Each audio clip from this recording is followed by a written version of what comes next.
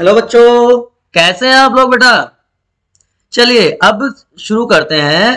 Control and coordination में सबसे important part जो है नर्वस सिस्टम की हम बात करते हैं। तो ह्यूमन बीइंग्स में नर्वस सिस्टम को ब्रॉडली हम दो फेजेस में या दो पार्ट्स में डिवाइड कर सकते हैं, central nervous system and peripheral nervous system, right. तो सेंट्रल नर्वस सिस्टम बच्चों दो चीजों से मिलकर बनता है, as you can see here, brain and spinal cord. और जो पेरिफेरल नर्वस सिस्टम है उसमें आते हैं autonomic and somatic nervous system. Autonomic nervous system जो इंटीग्रेट करता है इंटरनल ऑर्गन्स के साथ, हमारी बॉडी के एंडोक्राइन सिस्टम के साथ, मतलब ग्लैंड्स के साथ। और उसमें भी सिंपैथेटिक और पैरासिम्पैथेटिक कि अगर एक्साइटमेंट होती है, अराउजल होता है किसी भी एक्शन के लिए, तो वो सिंपैथेटिक नर्वस सिस्टम की वजह से, और कामिंग इफेक्ट जो आता है, स्मूथिंग सूथिंग इफेक्ट जो आता है, that is due to parasympathetic nervous system. इसके अलावा जो इंटरेक्शन है वॉलेंटरी मसल्स के साथ और सेंस ऑर्गन के साथ, उसके लिए सेंसरी और मोटर इनपुट होता है।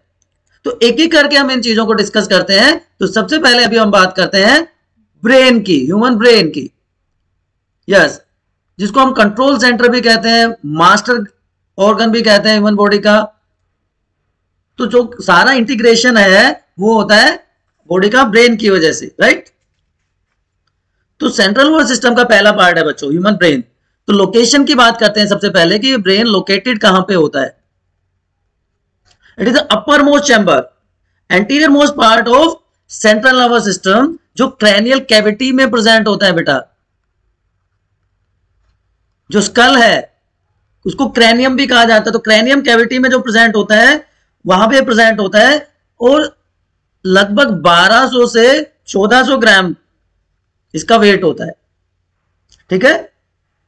और इस ब्रेन में नियरली 100 बिलियन न्यूरॉन्स प्रेजेंट होते हैं, जो कि स्ट्रक्चरल और फंक्शनल यूनिट है ब्रेन की, ठीक है। अब इस ब्रेन को बच्चों 3 पार्ट में डिवाइड किया जाता है। Human brain is divided into 3 parts, forebrain, mid brain and hind brain. ये 3 एरियाज हैं, 3 लोकेशंस हैं जहां पे हम इस ब्रेन को डिवाइड करते हैं, प्रोजेंसिफेलोन, मीजेंसिफेलोन एंड रोम्बेसिफेलोन। इसमें आ जाता है बच्चों सबसे पहले जो पार्ट है उसमें आ जाता है हमारा olfactory lobes, cerebrum and diencephalon. Mid brain consist of, इसमें सिर्फ 2 ही पार्ट आते हैं, crura cerebri and corpora quadrigemina. And hind brain जो लोअर पार्ट है, this area, it consist of cerebellum, pons varolii, जिसको सिंपली हम पोन्स भी कह देते हैं, एंड मेडुला ओब्लांगेटा और मेडुला। सो इन तीनों रीजन्स को हम एक एक करके अब डिस्कस करते हैं। तो सबसे पहले बात आती है फोर ब्रेन की बच्चों। यहां पर आप देख पा रहे हैं, this is the fore brain. Cerebrum सबसे बड़ा पार्ट होता है, लेकिन उससे पहले मैं आपको बताता हूं ऑल्फैक्टरी लोब्स के बारे में। ये पेयर्ड स्ट्रक्चर है बच्चों, पेयर्ड स्ट्रक्चर है जो 2 पार्ट से मिलकर बनती है। जो ऊपर का पार्ट है उसको ऑल्फैक्टरी बल्ब कहा जाता है, and the lower one, this one, the long stalk like structure is known as olfactory tract. So olfactory bulb और ऑल्फैक्टरी ट्रैक को मिला के बच्चों बन जाती है ऑल्फैक्टरी लोब। पेयर्ड स्ट्रक्चर है, विच arise, a pair of olfactory nerves arises from it. Paired olfactory nerves arises from these olfactory lobes. तो नर्व्स आ गई और ऑल्फैक्टरी वर्ड यूज हो रहा है, तो it means they are concerned with sense of smell, right? Smell से related structure है, याद रहेगा सबको। चलिए बहुत अच्छे, तो सेंस ऑफ स्मेल आ गया।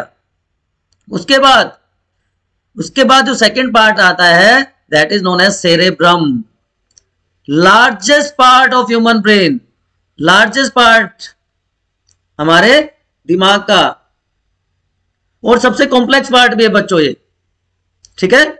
ये दो पार्ट में डिवाइडेड हो जाता है बच्चों, ये दो रीजन्स में डिवाइडेड होता है, जिसको सेरेब्रल हेमिस्फीयर्स कहते हैं, right and left cerebral hemisphere. और ये दोनों हेमिस्फीयर एक दूसरे से कनेक्टेड होते हैं बाय कॉर्पस कैलोसम। एक बंडल होता है फाइबर्स का जिसको कहते हैं कॉर्पस कैलोसम। तो ये कॉर्पस कैलोसम इन दोनों को कनेक्ट करने का काम करता है, ठीक है। और जो बाहर का पार्ट है उसको कोर्टेक्स कहेंगे, outer part is known as cortex. इस कोर्टेक्स पार्ट में ग्रे मैटर होता है, ग्रे मैटर और व्हाइट मैटर आपने सुना होगा। तो दिस कोर्टिकल पार्ट और cerebral cortex consist of grey matter, और ये फोल्डेड होता है। जो अपवर्ड फोल्ड होंगे, ये यहां पे आपको फोल्डिंग्स दिख रही हैं, तो जो अपवर्ड फोल्ड है उसको कहते हैं बच्चों गायरी, अपवर्ड फोल्ड। और जो लोअर फोल्ड है, जो नीचे की तरफ होते हैं, उनको कहते हैं सल्की या सल्कस, डाउनवर्ड फोल्ड को। So gyri upward fold and sulcus downward fold. Greyish appearance की वजह से इसको ग्रे मैटर कहा जाता है। जो न्यूरॉन्स की सेल बॉडीज हैं वो लार्ज अमाउंट में, लार्ज नंबर में यहां पे प्रेजेंट होती हैं, जिसकी वजह से कलर होता है। अब कोर्टेक्स में स्पेसिफिक एरियाज होते हैं जिनको एसोसिएशन एरियाज कहते हैं। ये वो सेंसरी एरियाज हैं जो ना तो क्लियरली सेंसरी है, ना मोटर है फंक्शन में, और ये कॉम्प्लेक्स फंक्शन के लिए रेस्पॉन्सिबल होते हैं।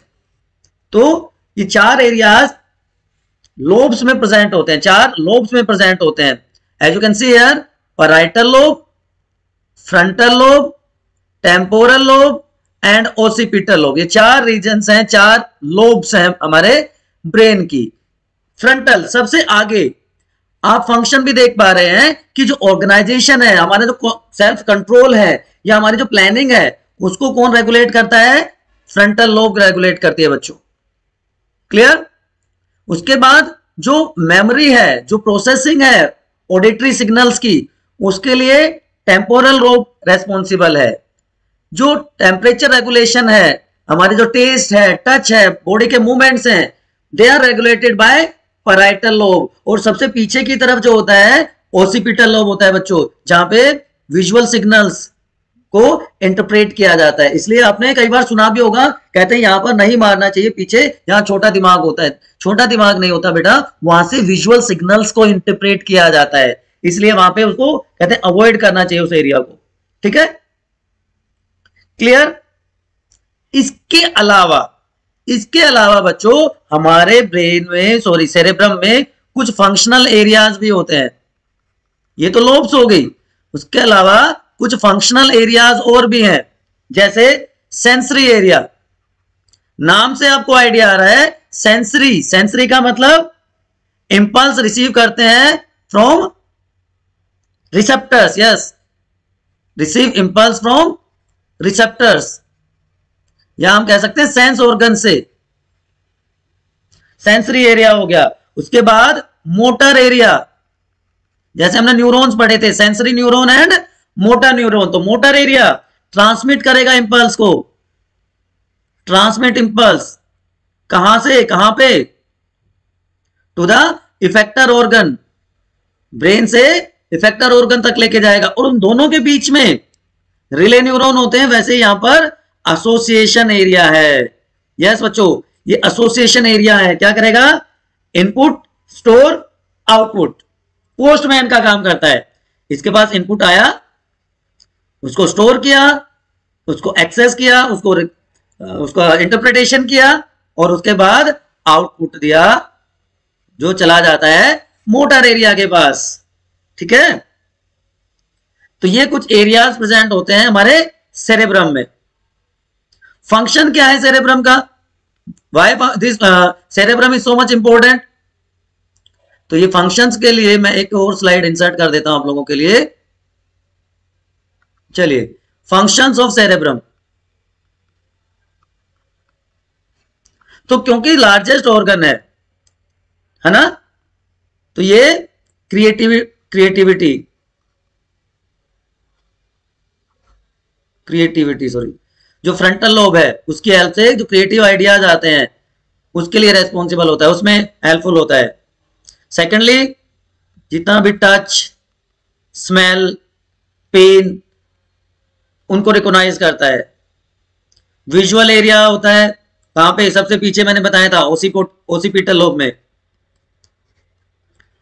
उसको इंटरप्रेट करता है। ठीक है, so these are some of the functions of cerebrum. अब तीसरा पार्ट जो इसमें बचता है फोर ब्रेन में, दैट इज डायनसिफेलोन। डायनसिफेलोन, हमने ओल्फैक्टरी लोब की बात कर ली, हमने सेरेब्रम की बात कर ली, अब है diencephalon. It is also known as thalamus, जिसको हम थैलेमस भी कहते हैं। और यहां पे पिनियल बॉडी प्रेजेंट होती है बच्चों, पिनियल बॉडी। ठीक है, टिप पे पिनियल बॉडी अपने आप में एक एंडोक्राइन ग्लैंड है जो कि क्या रिलीज करता है, हार्मोन मेलाटोनिन। मेलाटोनिन हार्मोन यहां से रिलीज होता है बच्चों, और मेलाटोनिन हार्मोन जो है वो क्या करेगा, मेलानिन अलग है, मेलानिन अलग है जो हमारे स्किन कलर के लिए रेस्पॉन्सिबल होता है, ये बायोलॉजिकल क्लॉक सेट करता है, बायोलॉजिकल क्लॉक सेट करता है। ठीक है, तो हाइपोथैलेमस छोटा सा एरिया है, जस्ट 4 ग्राम के आसपास का एरिया है। ठीक है, होम्योस्टेटिस मेंटेन करता है। होम्योस्टेटिस क्या होता है कि इंटरनल बॉडी ऑर्गन्स का टेम्परेचर कांस्टेंट करना, रखना, बाहर चाहे कितने भी चेंजेस होते रहे। तो होम्योस्टेटिस जो 37 डिग्री सेल्सियस हमारी बॉडी का टेम्परेचर रहता है उसको रेगुलेट करने का काम करता है। ठीक है, रेस्पिरेशन और हार्ट बीट को भी इफेक्ट करता है। So these are the 3 major areas of fore brain, diencephalon, thalamus, इससे ऊपर के हिस्से को हम एपिथैलेमस कह देते हैं, नीचे का हाइपोथैलेमस कह देते हैं, और इसी में ही सारा प्रेजेंट होता है, pineal gland, pineal stock, pineal body. लेकिन जो मेन चीज थी मेलाटोनिन पिनियल बॉडी से रिलीज होती है वो मैंने आपको बताया, और डायनसिफेलोन का जो फंक्शन है दैट इज मोर इंपोर्टेंट। यहां तक अगर किसी को डाउट है you can ask in comment section, otherwise मैं आगे की तरफ मूव कर रहा हूं बच्चों। जो नेक्स्ट पार्ट है that is mid brain. Mid brain और हाइंड ब्रेन मैंने दोनों लिखे हुए यहां पे, लेकिन अभी पहले हम बात करेंगे सिर्फ मिड ब्रेन की बच्चों। 2 एरियाज मैंने बताए थे आपको यहां पर, मिड ब्रेन में 2 एरियाज बताए थे मैंने, कौन कौन से, जल्दी बताइए। Cerebral peduncle, cerebral peduncle and corpora quadrigemina. तो सेरेब्रल पेडंकल पहले आता है जिसको क्रूरा सेरेब्री भी कहा जाता है, it is also known as crura cerebri. 2 bundle हैं नर्व फाइबर्स के, 2 बंडल्स ऑफ नर्व फाइबर्स। क्या करेंगे नर्व फाइबर्स, जो मिड ब्रेन के नीचे की तरफ प्रेजेंट होते हैं, और वो इंपल्सेस को आगे पीछे सेरेब्रम, सेरेबेलम, पोन्स, मेडुला उनके बीच में करने का काम करते हैं। जो दूसरा पार्ट आता है that is corpora quadrigemina, corpora quadrigemina, they are also bundle of nerve fibres. ठीक है, राउंडेड स्ट्रक्चर्स होती हैं, 2 पेयर्स है, राउंडेड स्ट्रक्चर है। एक जो ऊपर का पार्ट होगा उसको कहेंगे सुपीरियर कैलिकुलाई, और जो नीचे वाला होगा बच्चों उसको कहेंगे इंफीरियर कैलिकुलाई। लोकेशन के हिसाब से आप देख सकते हो, उनके फंक्शन के हिसाब से आपको लोकेशन पता चल जाएगा। सुपीरियर आंख पहले आती है, sense of site, sense of site, उसके बाद आता है नोज, तो नोज के साथ साथ हियरिंग, तो साइट एंड हियरिंग के लिए रेस्पॉन्सिबल हो जाते हैं। तो superior colliculi sense of sight and inferior colliculi hearing. अब आप कहोगे सर ये तो एक ही में ही रहते हैं, आई स्लाइटली अबव होती है एज कंपेयर टू ईयर। ठीक, तो this is regarding middle part. Second part, अब हम बात करते हैं हाइंड ब्रेन की, जो थर्ड पार्ट है दैट इज हाइंड ब्रेन। इसमें भी 3 स्ट्रक्चर आते हैं। इसमें सबसे पहला पार्ट आता है सेरेबेलम, वहां पे सेरेब्रम था, ये सेरेबेलम है। सेकंड लार्जेस्ट पार्ट है बच्चों, लार्जेस्ट पार्ट था सेरेब्रम, ये है cerebellum. It is also divided into 2 regions, और यहाँ पे इस तरह से ब्रांचिंग हो जाती है। वहां पे सेरेब्रल हेमिस्फीयर थे, यहाँ पे सेरेबेलर हेमिस्फीयर्स होंगे, cerebellar hemispheres right and left. और यहाँ पे ब्रांचिंग ट्री लाइक अपीयरेंस हो जाती है which is known as arbor vitae. Arbor vitae means tree of life. Arbor vitae को ट्री ऑफ लाइफ कहा जाता है। याद रहेगा सबको।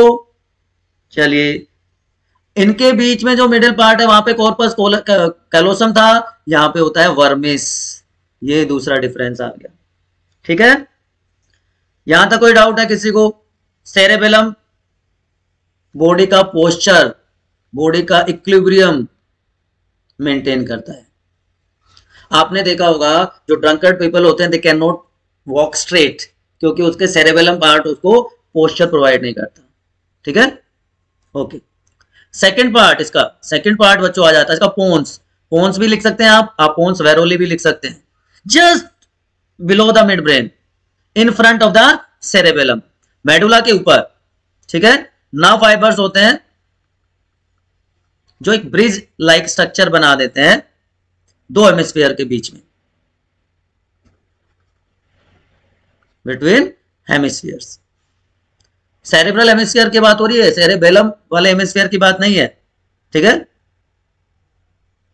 और एक बहुत इंपॉर्टेंट सेंटर यहां पे प्रेजेंट होता है जिसको कहते हैं न्यूमोटैक्सिक सेंटर। न्यूमोटैक्सिस सेंटर यहां पर प्रेजेंट होता है। ठीक है, जो कि इंस्पायरेशन को कंट्रोल करता है, इनहेलेशन को कंट्रोल करता है। याद रहेगा आपको। इसके अलावा पोन्स का दूसरा मेजर काम यह है कि भाई जो व्हाट यू से सेरेबेलम और सेरेब्रम के बीच में जो इंफॉर्मेशन है उसको कन्वे करने का काम करता है। इंपल्सेस को मेडुला और जो दूसरे सुपीरियर पार्ट है ब्रेन के उनके बीच में कन्वे करने का ये काम करता है। और तीसरा और लास्ट पार्ट बच्चों इसमें बच जाता है मेडुला या medulla oblongata. Medulla oblongata lowest part, ये वाला पार्ट बच्चों, ये वाला जो पार्ट है that is medulla oblongata. Cerebellum की बात कर ली हमने पोन्स की बात कर ली, और उसके बाद आता है मेडुला ऑब्लोंगेटा। ठीक है, पोन्स से स्टार्ट होता है। ठीक है, और स्पाइनल कोड तक जाता है। पोन्स और स्पाइनल कोड के बीच का जो एरिया है हम ये कह सकते हैं वो मेडुला ऑब्लोंगेटा होता है। और ये एक इसमें थिन डेलिकेट सी फोल्डेड थिन नॉन वेस्कुलर, जहां पे ब्लड सप्लाई नहीं होती, नॉन वेस्कुलर स्ट्रक्चर यहां पे होती है जिसको कहते हैं posterior choroid plexus. Posterior choroid plexus यहां पे बच्चों प्रेजेंट होता है। मेडुला ऑब्लोंगेटा वो एरिया है जो स्पाइनल कोड से सिग्नल रिसीव करता है और सेरेबेलम को और थैलेमस को भेजने का काम करता है। यहां पे बहुत सारे सेंटर्स होते हैं, centres of involuntary function regulation. Inspiration देखो पोन्स से कंट्रोल हो गया, लेकिन उसके अलावा जैसे it regulate heartbeat, heartbeat को रेगुलेट करेगा, ब्लड प्रेशर को कंट्रोल करेगा, स्नीजिंग, कफिंग, जितने भी इनवॉलेंट्री फंक्शंस हैं, वोमिटिंग, कफिंग, सबके रेगुलेटरी सेंटर यहां पे प्रेजेंट होते हैं। और एक बहुत इंपॉर्टेंट चीज और बताता हूं आपको, ब्रेन स्टेम होता है बच्चों, एक brain stem. Brain stem midbrain plus pons plus medulla, ये तीनों स्ट्रक्चर मिलकर क्या कहलाती है? Brain stem. ये फोर ब्रेन को स्पाइनल कोड के साथ कनेक्ट करने का काम करती है बच्चों। ठीक है, फोर ब्रेन को किसके साथ कनेक्ट कर रही हैं? स्पाइनल कोड के साथ। तो ये तीन पार्ट थे हमारे ब्रेन के, fore brain, mid brain and hind brain. अब आपको यह भी पता है कि हमारा ब्रेन बहुत डेलिकेट ऑर्गन है। नेचर ने हालांकि हमें प्रोवाइड किया है, एक प्रोटेक्टिव कवरिंग दी है स्कल की फॉर्म में, क्रेनियम की फॉर्म में, but still it requires protection. तो वहां पे कवरिंग के लिए कुछ लेयर्स प्रेजेंट होती हैं बच्चों, जिनको मेनिंजेस कहा जाता है। तीन प्रोटेक्टिव कवरिंग है, dura mater, arachnoid matter and पाया मैटर, जो प्रोटेक्शन प्रोवाइड करती है हमारे ब्रेन को। तो आप देख रहे हैं, मैं यहां पर बना देता हूं तीनों लेयर्स को, अब आप इजीली समझ पाएंगे। सबसे पहले ड्यूरा मैटर, फिर अरेक्नॉइड मैटर एंड देन पाया मैटर। याद रहेगा आपको? ठीक है, चलिए, अब इनके बीच में बच्चों, इन लेयर्स के बीच में फ्लूइड भरा होता है जिसको कहते हैं CSF, सेरेब्रोस्पाइनल फ्लूइड। ये फ्रिक्शन रिड्यूस करता है, इट रिड्यूसेस फ्रिक्शन। अब इन दोनों के बीच में जो होगा, किस किस के बीच में, ड्यूरामेटर और अरेक्नोइड मेम्ब्रेन के बीच में, वो होगा सब अरेक्नोइड स्पेस, सब अरेक्नोइड स्पेस। और इन दोनों के बीच में जो होगा वो सब ड्यूरल स्पेस। तो सब ड्यूरल स्पेस, सॉरी, सब ड्यूरल स्पेस एंड सब अरेक्नोइड स्पेस प्रेजेंट होता है इन तीनों मेनिंजेस के बीच में, इन तीनों कवरिंग के बीच में, ठीक है, जिनमें क्या भरा हुआ है, सेरेब्रोस्पाइनल फ्लूइड भरा हुआ है। तो ये एक तो कुशनिंग का काम कर रहा है फ्लूइड, है ना, और ये एक मीडियम भी प्रोवाइड करता है for exchange of food material. Exchange of food के लिए एक मीडियम भी प्रोवाइड करता है, जहां पे फूड के साथ साथ रेस्पिरेटरी गैसेस एंड वेस्ट, जो वेस्ट मटेरियल होता है, उसका भी एक्सचेंज हो जाता है, ठीक है। तो ये कवरिंग होती है हमारे ब्रेन की, जो प्रोटेक्टिव फंक्शन में जो फ्रिक्शन को रिड्यूस करती है। अब सेंट्रल नर्वस सिस्टम का दूसरा पार्ट बच्चों जो है, that is spinal cord, posterior part of central nervous system. Posterior part है हमारे सेंट्रल नर्वस सिस्टम का, जो मिड डोर्सली प्रेजेंट होती है वर्टिब्रल कॉलम के, है ना। यहां पे भी वही 3 प्रोटेक्टिव कवरिंग होंगी जो ब्रेन में थी। 3 प्रोटेक्टिव कवरिंग्स आर प्रेजेंट, जिनको मेनिंजेस कहा जाता है, dura mater, pia mater and arachnoid membrane. लेकिन यहां पे एक एडिशनल स्पेस मैं आपको बताऊंगा, चलो अभी बता देता हूं। वहां पे 2 स्पेस थे, सबड्यूरल एंड सब अरेक्नोइड। यहां पे एपिड्यूरल स्पेस और होता है, extra epidural space is also present. ये एक्स्ट्रा है ब्रेन से, ठीक है। अब स्पाइनल कॉर्ड बच्चों स्टार्ट होगी कहां से हमारी, ये होगी मेडुला से। मेडुला से स्टार्ट होगी हमारी स्पाइनल कॉर्ड, ये मेडुला ऑब्लंगेटा, दिस वन, ठीक है। मेडुला से स्टार्ट हो जाती है और ये nearly 42 to 45 centimetre long structure है, ठीक है। इसका जो लास्ट पार्ट है उसको कहते हैं कोडा इक्विना। यहाँ पे ब्रांच स्ट्रक्चर लाइक हो जाती है, जो हॉर्स टेल जैसा अपीयर होती है, इसलिए इसको कोडा इक्विना कहते हैं, ठीक है। स्पाइनल कॉर्ड एंड हो जाती है फर्स्ट और सेकंड लंबर वर्टिब्रे के, first and second lumbar vertebrae के रीजन में, ठीक है। उसके बाद जो फाइलम टर्मिनली है, ये वाला पार्ट,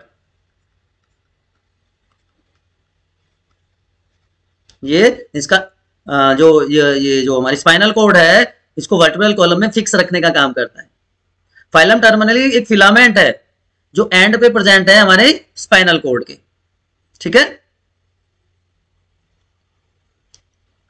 तो यहां पे आप देख रहे हो, ये ब्रेन हो गया, ये स्पाइनल कॉर्ड और वर्टिब्रल कॉलम। अब जो इंटरनली जो है, ये बटरफ्लाई लाइक स्ट्रक्चर है, जिसमें वही ग्रे मैटर होता है और व्हाइट मैटर होता है, ठीक है। अब जो कितने सेगमेंट्स होते हैं, चलो अब बात करते हैं कितने सेगमेंट्स प्रेजेंट होते हैं, कितने पार्ट से मिलके हमारी स्पाइनल कॉर्ड बनी होती है। किस किस को पता है हमारे स्पाइनल कॉर्ड के कितने पार्ट होते हैं, कितने सेगमेंट्स होते हैं? इन ईच सेगमेंट, आप कमेंट सेक्शन में लिखिए, in each segment spinal nerve arises from, spinal nerves arises. तो cranial nerves and spinal nerves, cranial nerves arises from brain, 12 pairs होते हैं ह्यूमन बीइंग्स में। स्पाइनल नर्व्स कितने होती हैं, स्पाइनल कॉर्ड के जितने सेगमेंट होंगे उतनी नर्व्स होंगी, क्योंकि हर सेगमेंट से एक स्पाइनल नर्व अराइज होती है, ठीक है, याद रहेगा। अब हर स्पाइनल नर्व कनेक्टेड होती है with the help of 2 nerve roots, 2 nerve root होती हैं लेफ्ट और राइट साइड बॉडी के, 2 नर्व रूट्स आप देख सकते हो। हम कह सकते हैं कि हाथ स्पाइनल नर्व 2 ब्रांचेस में डिवाइड हो जाती है, ठीक है। अब ये फंक्शन क्या करती है नर्व, सॉरी स्पाइनल कॉर्ड का फंक्शन क्या हो, 2 मेन फंक्शन है। ये स्टिमुलस को पास करती है टू द ब्रेन और वहीं से फिर इंटरप्रिटेशन आती है, ठीक है। and it is center for reflex action. Center of reflex action. मैंने बताया था आपको during reflex action brain is not directly involved. brain के पास spinal cord information भेजती है, उस information को interpret करती है, but stimulus का response सबसे पहले आता है spinal cord के पास. ठीक है? So these are the parts of central nervous system. Peripheral nervous system की हम बात करें, जिसको PNS कहते हैं, उसमें आ जाती है हमारी cranial nerves and spinal nerves. Cranial and spinal nerves. अभी मैंने आपको बताया जो ब्रेन से राइज होती हैं they are known as cranial nerves. जो स्पाइनल कोड से राइज होंगी वो spinal nerves. From brain human beings में 12 pairs of spinal nerves cranial nerves are found. चलिए आप लोगों के कमेंट चेक कर लीजिए, 31 पेयर्स होते हैं स्पाइनल नर्व्स के. ठीक है, याद रहेगा. और उसके बाद सिंपैथेटिक नर्वस सिस्टम आता है,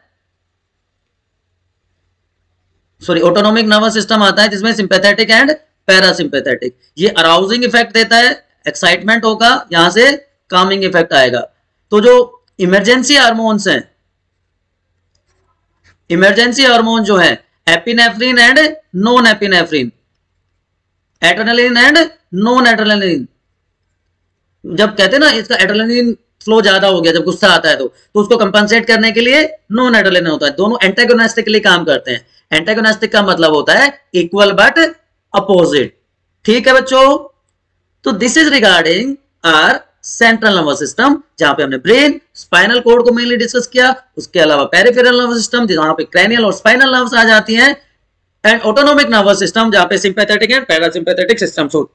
होप आपको समझ आया होगा. Still if any doubt you can ask in comment section of Bioniti, your favourite study destination. Subscribe, like, share and comment as much as you can. Good luck. Keep studying.